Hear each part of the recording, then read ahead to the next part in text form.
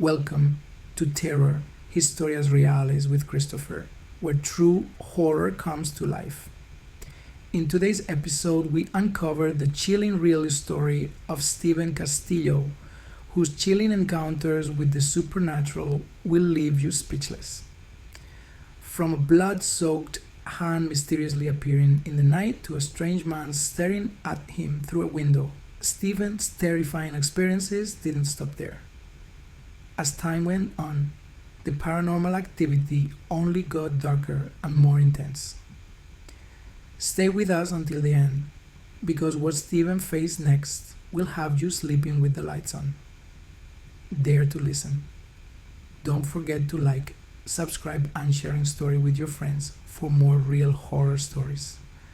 Let's get started.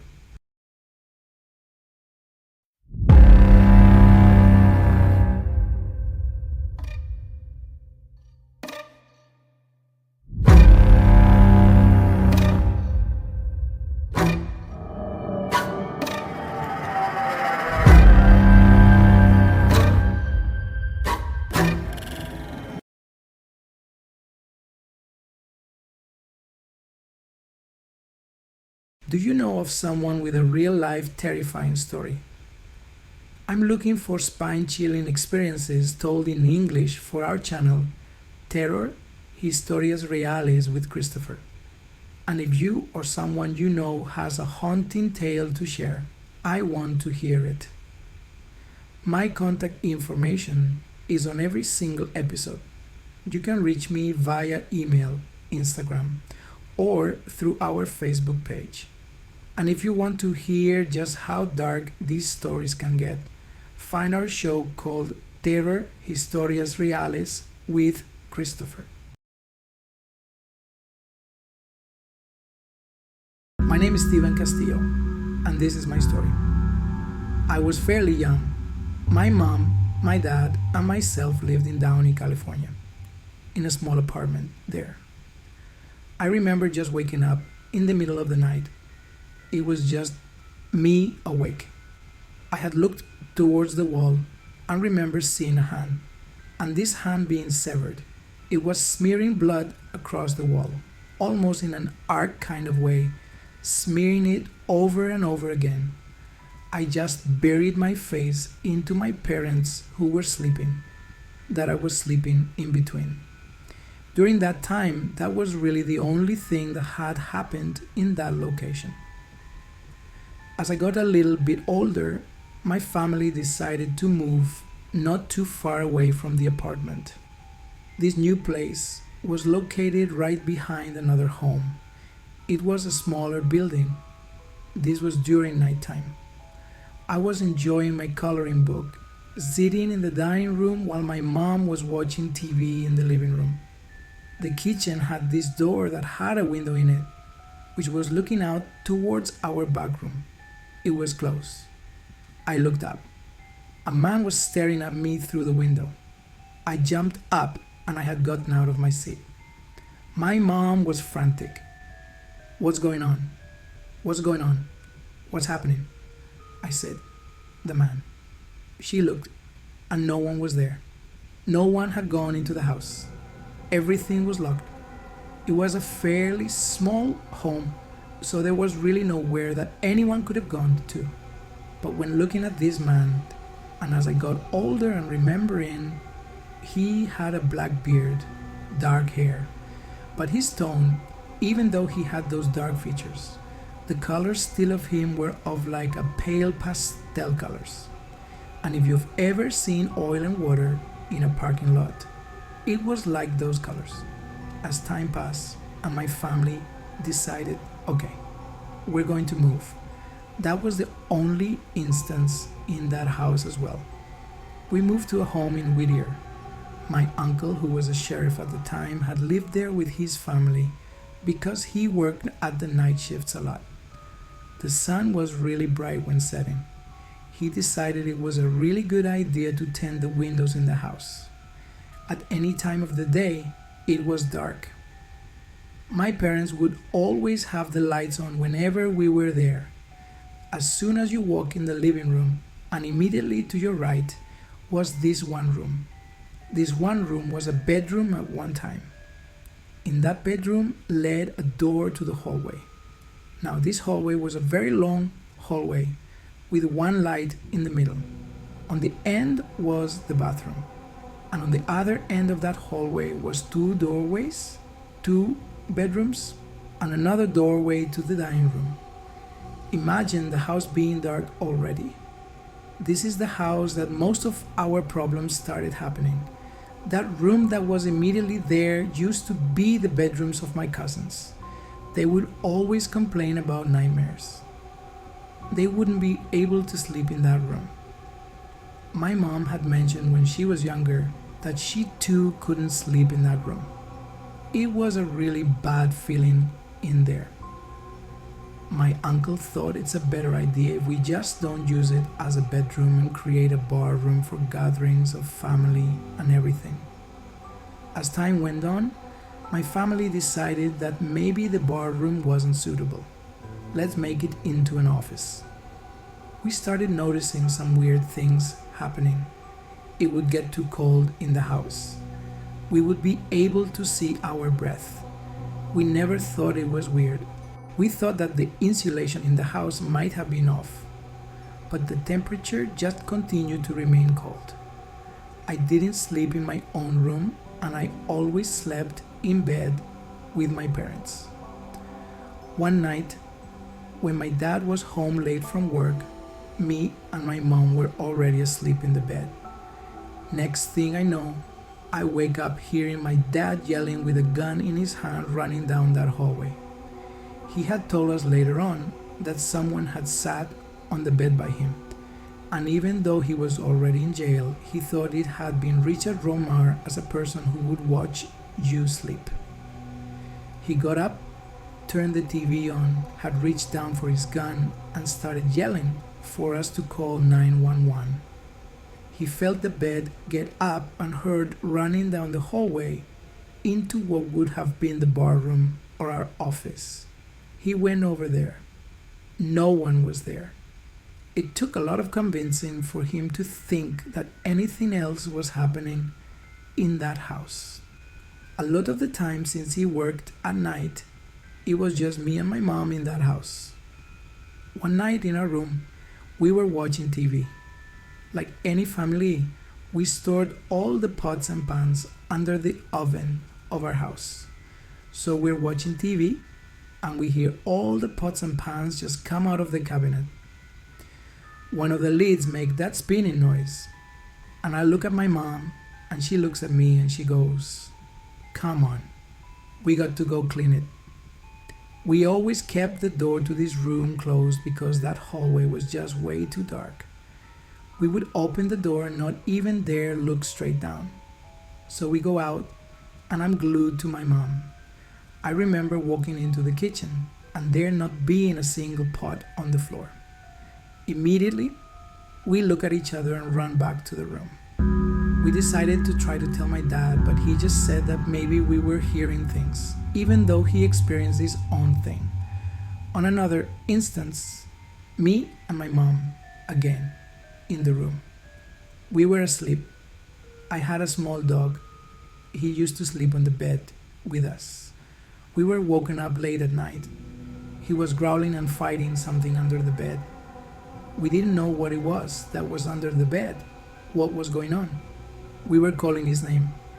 Finally, he did come out. I remember him shaking and us picking him up. We were just screaming for him to get up from under there. We held on to the dog. Finally, morning came, and we decided to leave the bed to see what it was, thinking maybe something had gotten in. There was nothing under the bed. No blood, no nothing. To this day, we don't know exactly what it was that he was fighting under there and why he came out so terrified. My parents had my sister.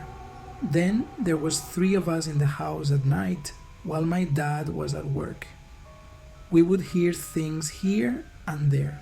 It wasn't as much anymore, but we would still hear things in that office.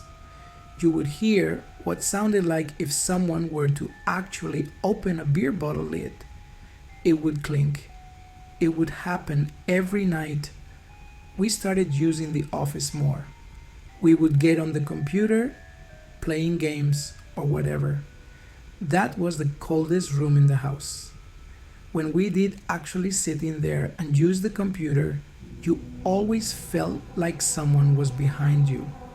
It was this immense feeling of hate, anger, and you would turn around and look behind you because you just felt them gleaning at you. Sometimes we would sit half sideways so that I was able to see behind me. That office was the most horrible room in that house. Being in there at any time of the day, whether morning, night, that feeling never went away.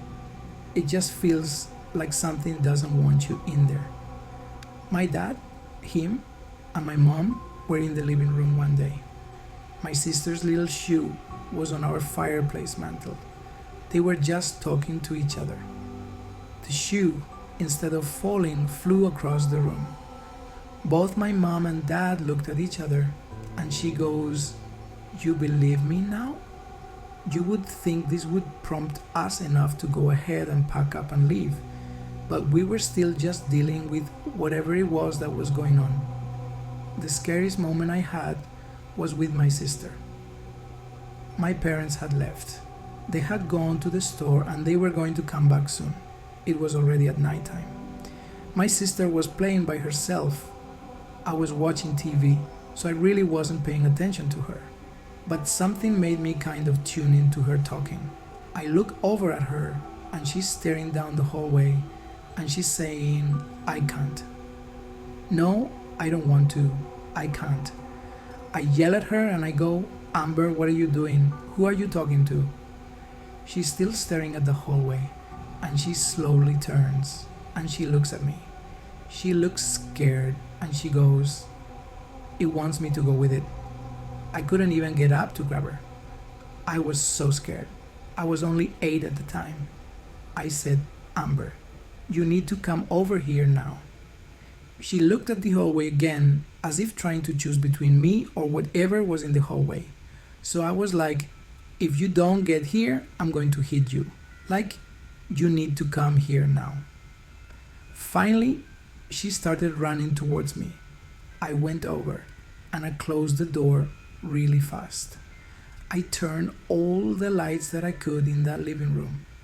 I told them they needed to come back as soon as they could. Even to this day, when I try to ask her, she says she doesn't remember what it was that she was talking to in the hallway.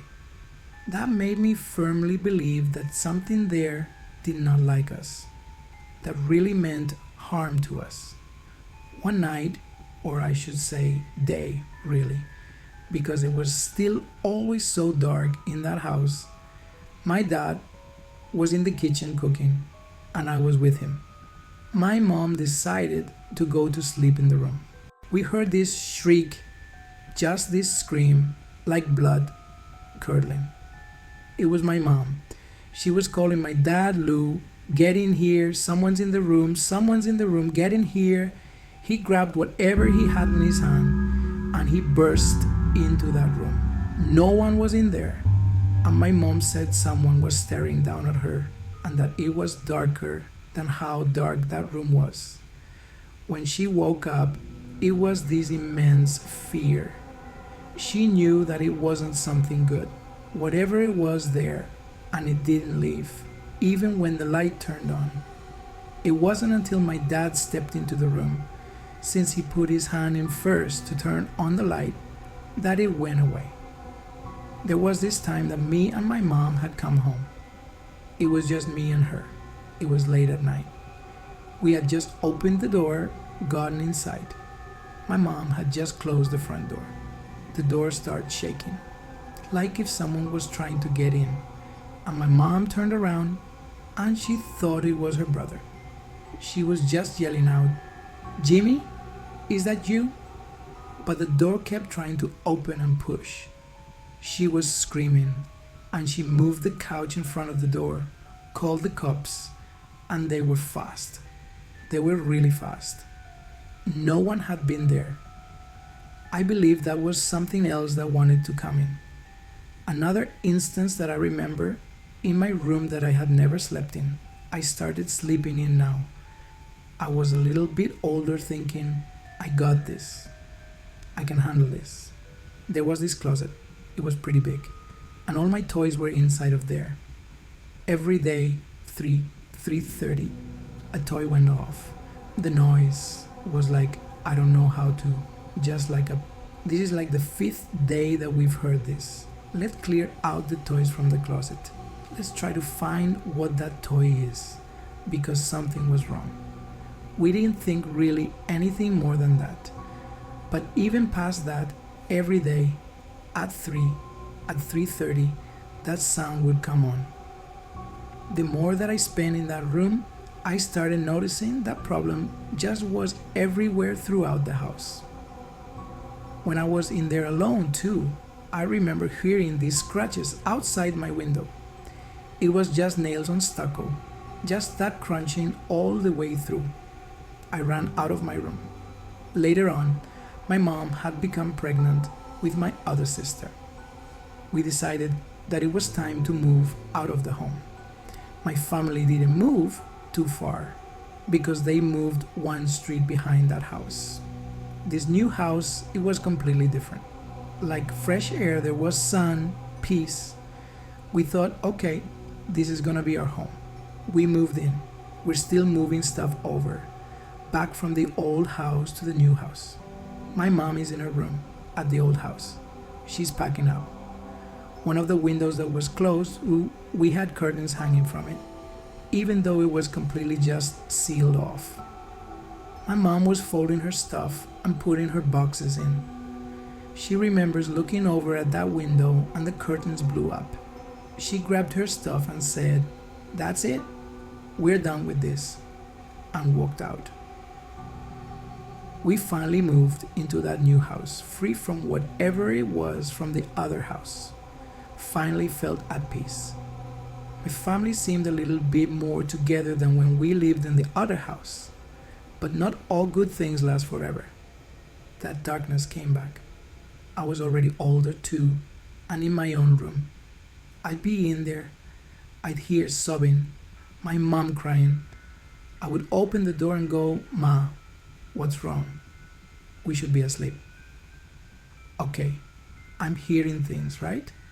I would hear it again. I'd close the door, go back to what I was doing, and hear it again.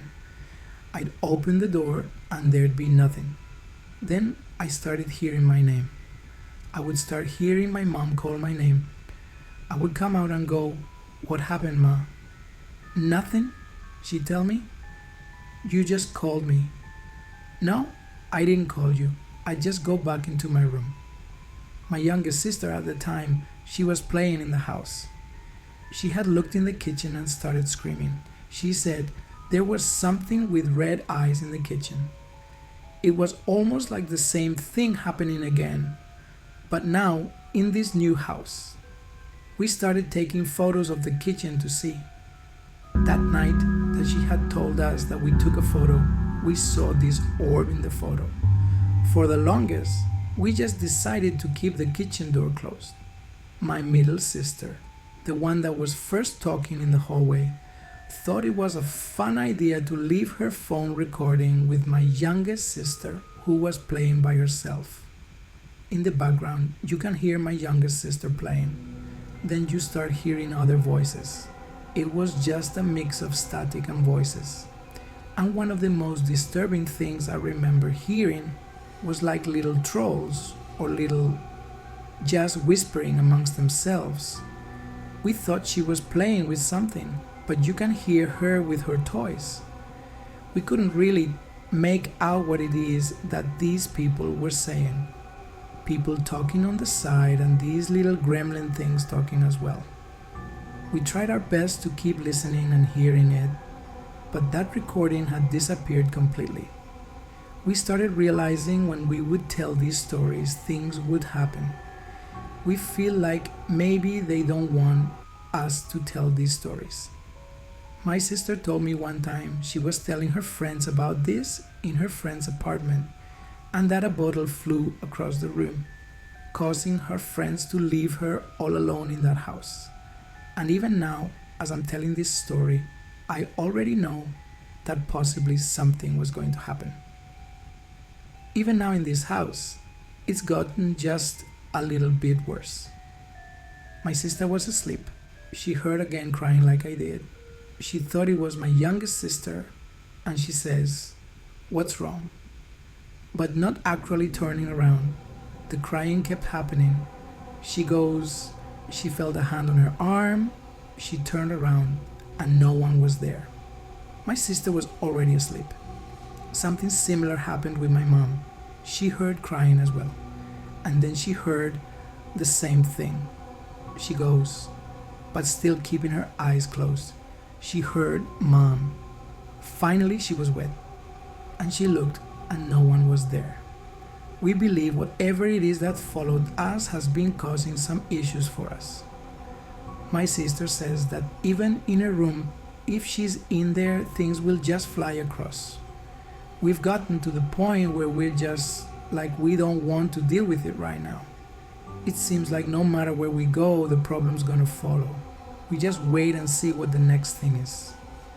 If you or anyone has a story to share in English, let me know. Don't forget to like, subscribe, and sharing story with your friends for more real horror stories. Keep it scary, everyone. See you soon.